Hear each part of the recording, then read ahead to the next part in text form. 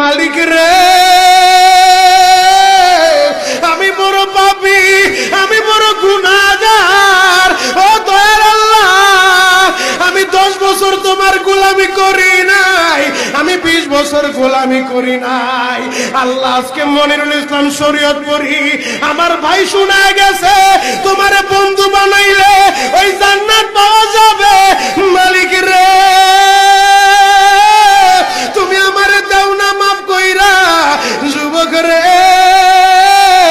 যদি কেউ আল্লাহরে বন্ধু বানাইতে পারে তার কোনো আর চিন্তা নাই, তার চিন্তার কারণ নাই গো বাবা।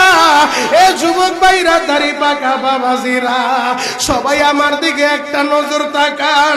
এই যে দেখেন আমি হাতের ভিতরে আহারে টিস্যু দিয়া কাফনের মতো একটা দৃশ্য বানায় ফেললাম। এমন একটা কাপড় আপনার শরীরে একদিন উঠে যাবে, আমার শরীরেও একদিন উঠে যাবে। ও চেয়ারম্যান ভাই।